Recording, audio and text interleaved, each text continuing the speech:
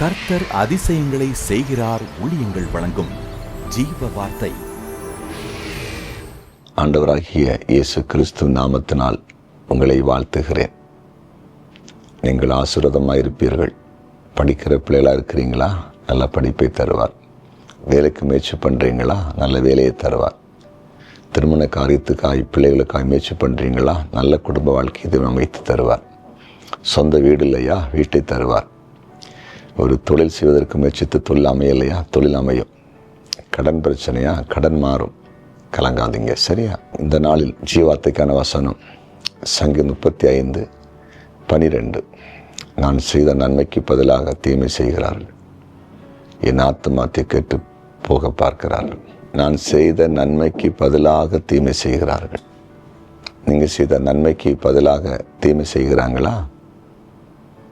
நன்மைக்கு பதிலாக தீமை செய்கிறாங்களா? அது எவ்வளோ கஷ்டமானதுங்க.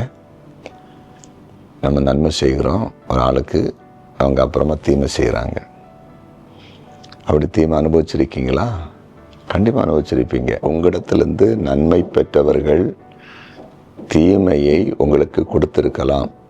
நீங்கள் தூக்கிவிட்டவர்கள், நீங்கள் உயர்த்தினவர்கள், நீங்கள் நல்ல ஆலோசனை கொடுத்து உயர்ந்தவர்கள் இன்றைக்கு சில வேளையிலே எதிராளிகளோடு கூட சேர்ந்து உங்களுக்கு விரோதமான மக்களோடு கூட நின்று உங்களுக்கு விரோதமாக செயல்பட்டு கொண்டிருக்கலாம்.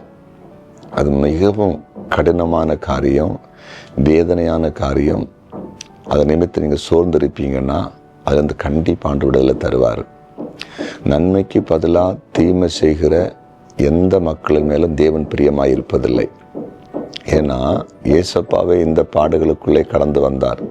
அவர் நன்மை செய்தார், அவர் தீமை அனுபவித்தார்.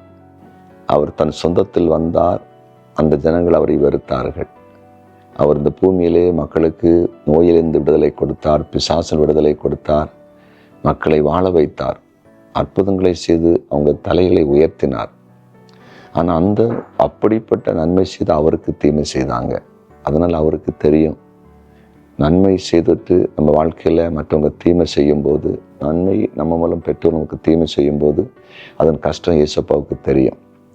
ஏன்னா மரித்த லாசருடைய வீட்டில் போய் அவர்கள் கண்ணீர் வடித்த போது அவரும் சேர்ந்து கண்ணீர் வடித்தவர். அதனால் கலங்காதீங்க. உங்கள் வாழ்க்கையில் நன்மைக்கு பதிலாக தீமையார் செய்துட்டு இருந்தாலும் அதிசயத்தை நீங்கள் பார்க்க போகிறீங்க. இயேசப்பாவுடைய அற்புதம் உங்களுக்கு நடக்க போகுது. உங்கள் கண்ணீர் துடைக்கப்பட போகுது. சரியா?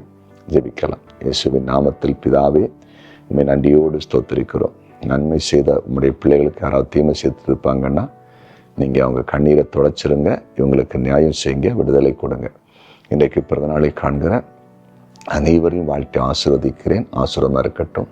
திருமண நாளை காண்கிற எல்லா குடும்பங்களையும் வாழ்த்தி ஆசீர்வதிக்கிறேன். ஆசீர்வாதமாக இருக்கட்டும். கமெண்ட் செக்ஷனில் ஜெப குறிப்பு அனுப்பியிருக்கிற எல்லாருக்காக ஜெபிக்கிறேன்.